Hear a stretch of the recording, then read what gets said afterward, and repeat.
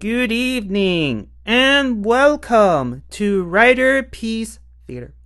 Me, Alista, Dayhawk, and tonight, me proud to present Kamen Rider Gacha Episode 7 in this new edition of Hotaru's Chase, featuring Riku. Why? Because Hotaru has found a new victim to chase after.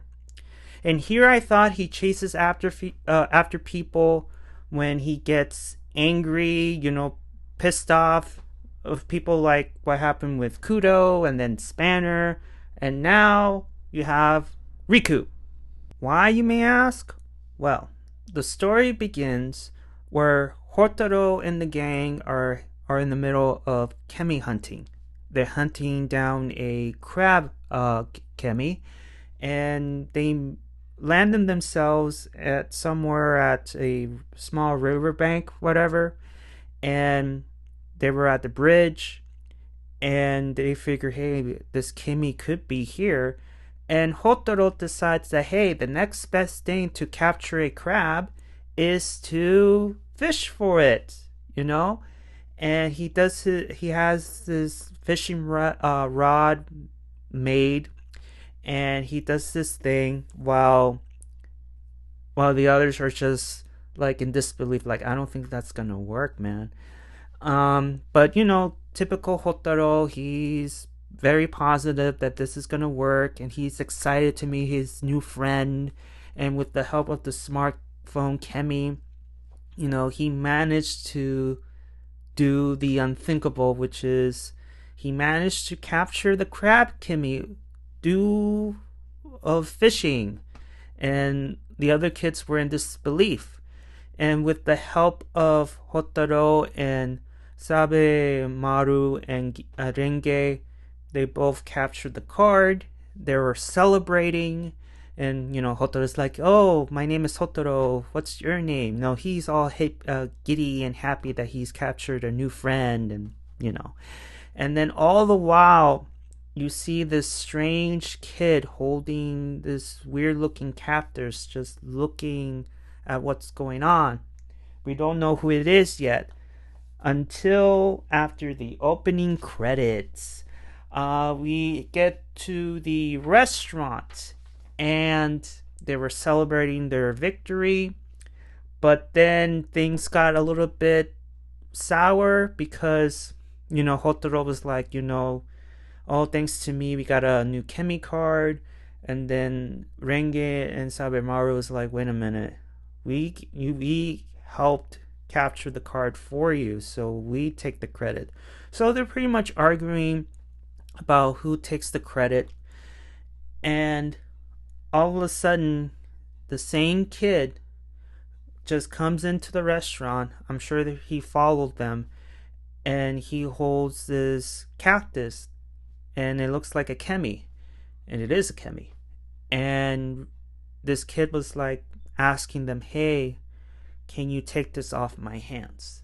And everybody was shocked to see that, hey, this kid has a chemi in his hands, and he is willingly giving it to us.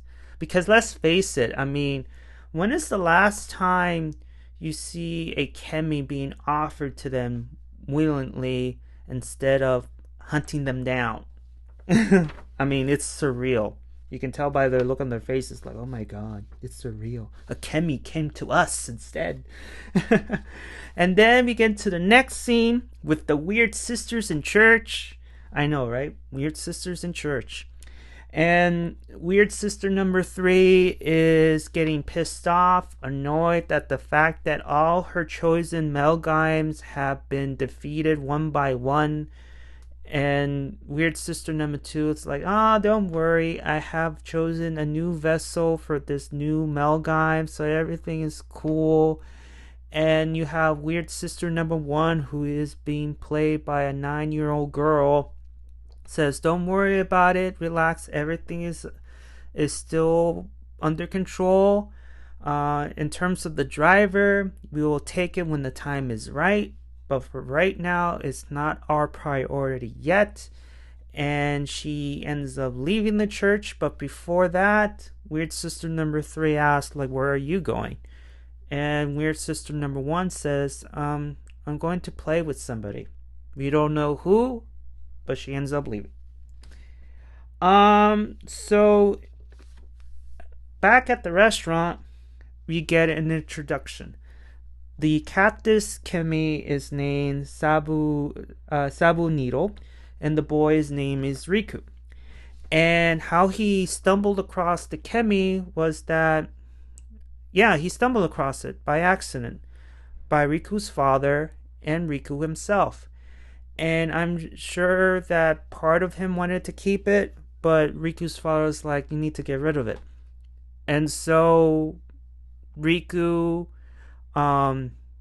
tries to find a place to get rid of it or something, and that's where he encounters, Hotaru and the gang doing their celebration dance as they capture the crab chemi. So he figured, hey, I will follow you guys into this restaurant and you can take it away.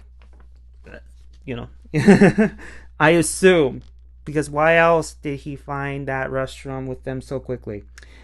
And this is where Kudo steps in and says, hey, if you want us to take it, we'll take it. Don't worry about it. We'll take care of it. And Hotaru steps in and asks, like, are you sure you want us to take it? And Riku says, yes, I want you to take it off my hands. And Hotaru, again, he's just sensing something is not right here. And he's like, are you sure this is what you want? And then Kudo just decides to take Hotaru away for a while and have this discussion, this mini argument. Like, hey, this is against the rules. We need to take the chemi off his hands. And, the usual Kudo stuff. And then Hotaru on the other side said, look, the kid is not evil. He is good. And why not let him keep it for a while? What can go wrong? And I see both sides, but at the end, I see Kudo's side. I'm Kudo's side on this one, because Hotaru, for good or ill, he's being naive. Because I understand he is a good kid, but he can grow malice. And chemis are attracted to, or they're pulled into malice and turned into monsters. I mean, Riku can be in danger in terms of the weird sisters getting involved, Spanner getting involved. I'm not saying Spanner is an evil person, but you know how his attitude is towards chemis. And maybe there's someone out there who has malice that could draw the cactus into that person and turns into a malgam.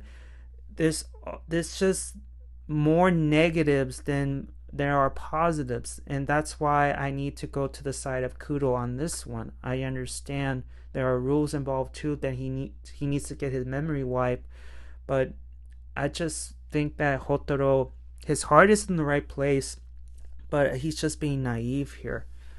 While they were arguing, you see Renge was like, guys, what are you guys arguing about? Let's just take it. And she ends up taking the chemi and captures it, and just like, hey, I captured it, yay.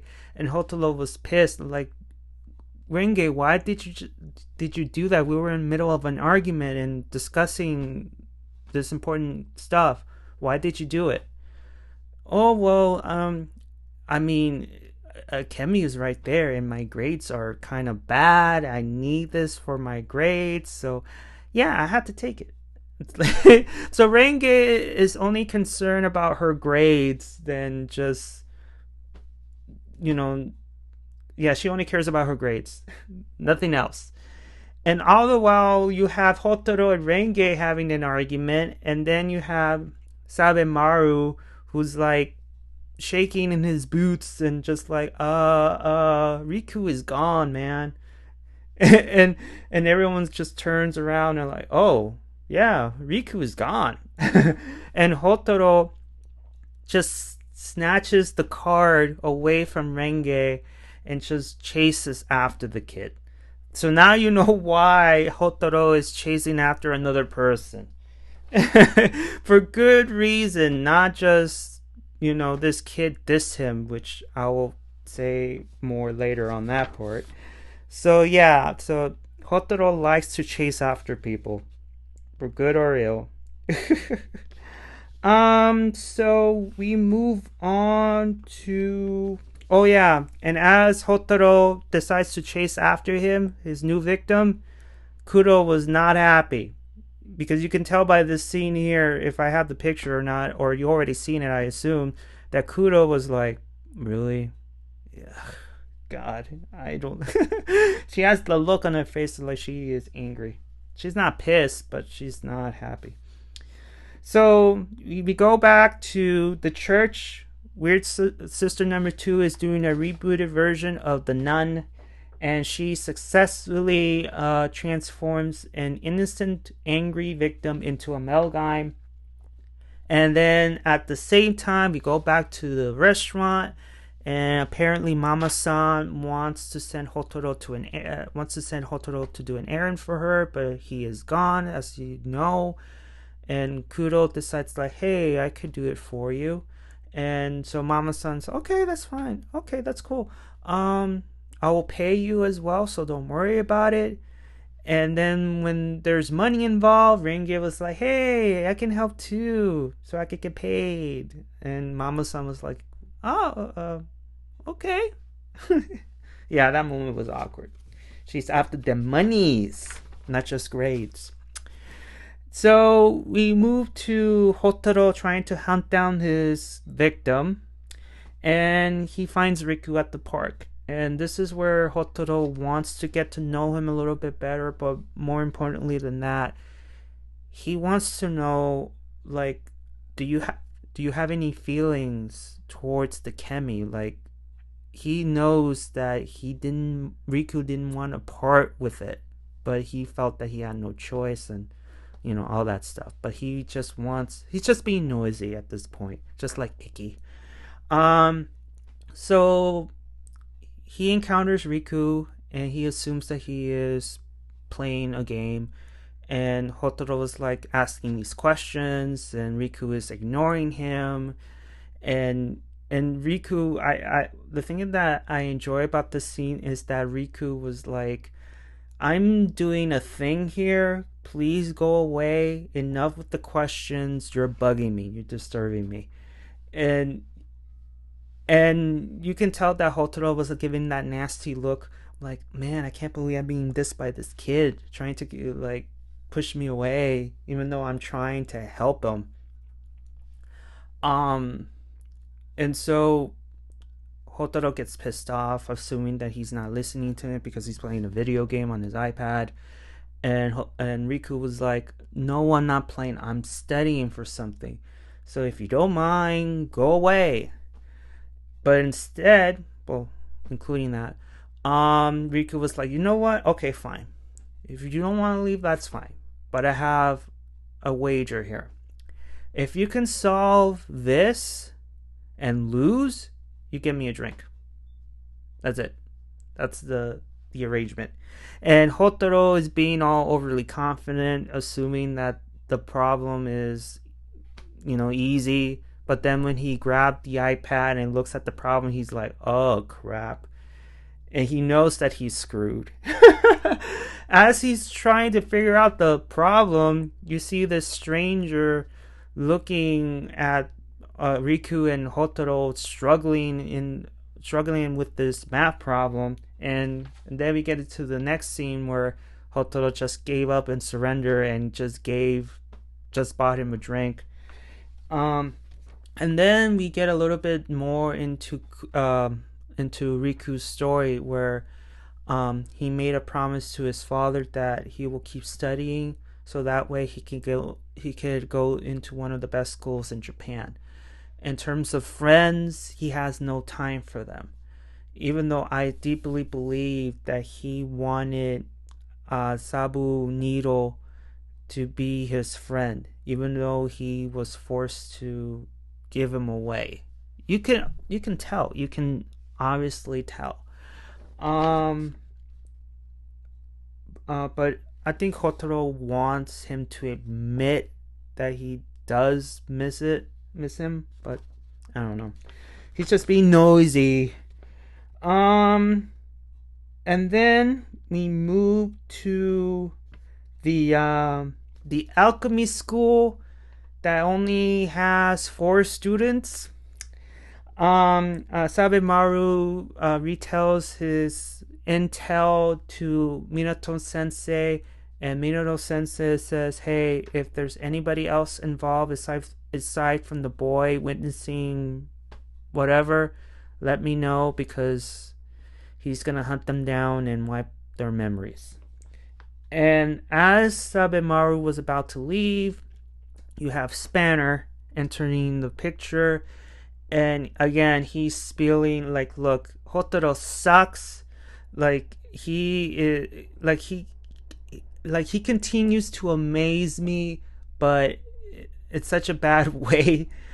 He deems him unworthy of the driver. He even asks Minato Sensei, like, "Hey, like, why are you letting him keep the driver? He is constantly breaking the rules. He's doing his own thing. Like, what is going on here? Why are you doing this?" And Minato Sensei didn't really give him a direct answer, except that his reasoning behind it is that Hotaru sees something that they don't. And that is the potential of humanity and chemi's coexisting. And he believes in that.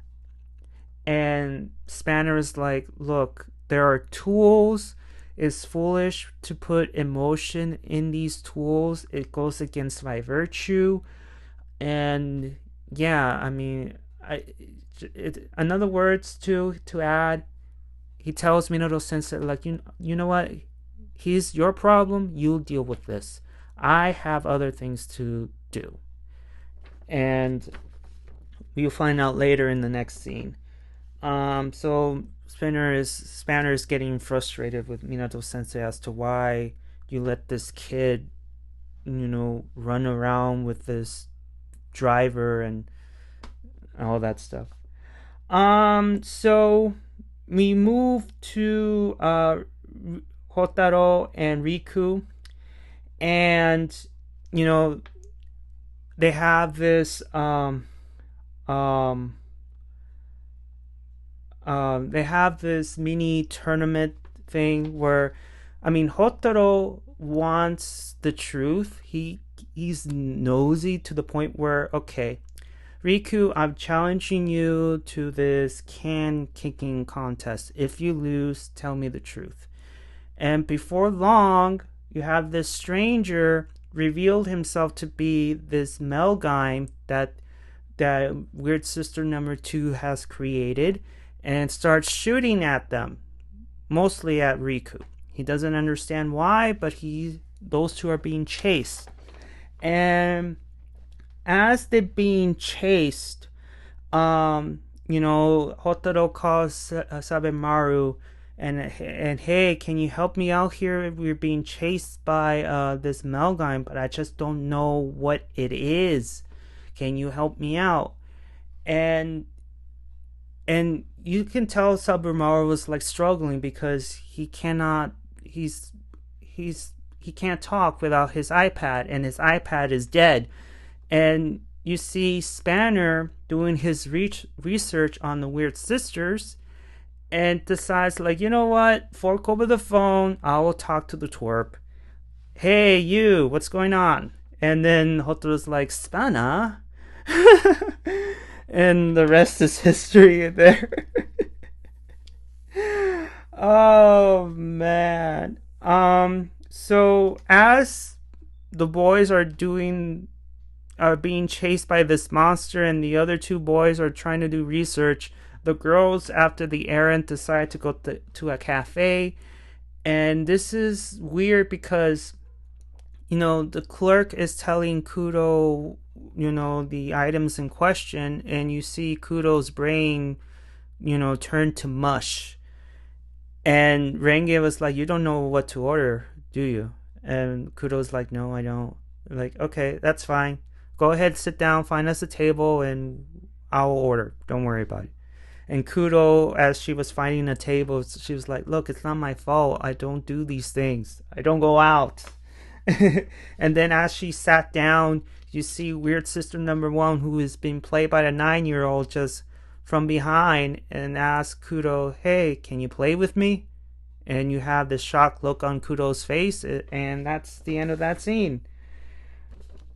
And then we move to the boys in the alchemy school, and they discover what the monster is, what the chemi is, and it's a dragonfly. And before Spanner hung up the phone, Spanner was like, "Okay, did you get that? Or do you want me to go slowly so you can write notes?" And then Hoto was like, "Oh, screw you." And then he hangs up the phone. I, I like Spanner. I like how he continues to not acknowledge Hotaru, and just like, this is him just rubbing salt in the wound. So so he knows what he's up against, and he transforms into the needle hawk form, and he goes after the malgam, and we have this mini sky fight. But then right in the middle of the fight, the cactus chemi, Sabu, decides to eject himself from the driver and flies off, which leads Hotaru not only demorphing but also falling into his eventual demise. And I'm sorry, the CGI of that scene of him falling is god awful. It looks obvious that it's CGI, it's all green screen, whatever. It's just other studios can do a better job. And you see him falling, and like, it's just that scene looked terrible. But yeah, we don't know why Sabu ejected and left and just let him fall into his doom, but obviously he's gonna survive somehow, and that's the end of the episode, guys. What I think, here's my theories, is that the stranger who attacked Riku could be his own father.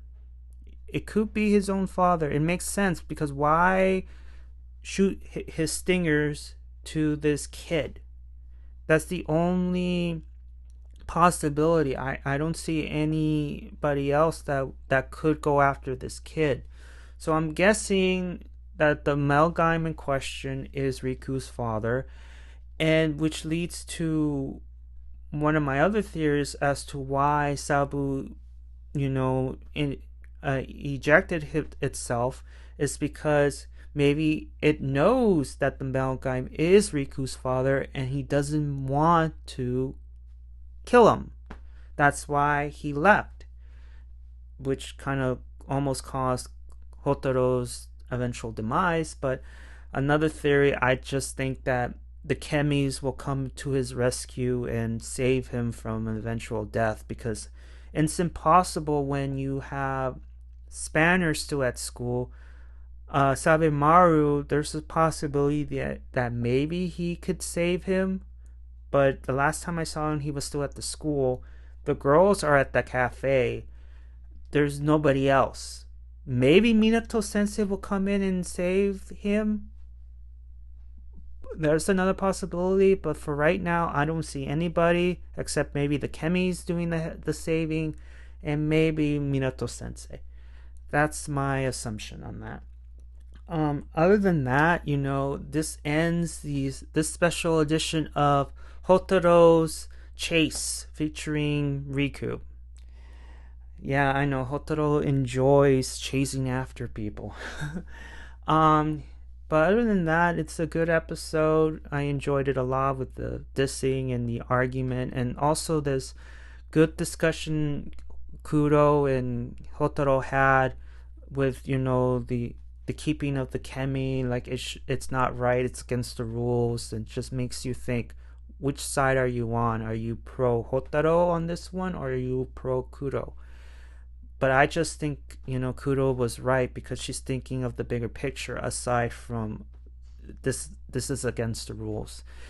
But yeah, I think that is it, guys. Tell me, if you've seen episode 7, did you like it? Did you dislike it? And also, please let me know if I missed anything, because even though I have my notes in front of me, maybe I missed a couple of things. So please let me know on the comments below. Give a like if you like it, and please subscribe. And I'll see you all on the other side of Oblivion. Johnny!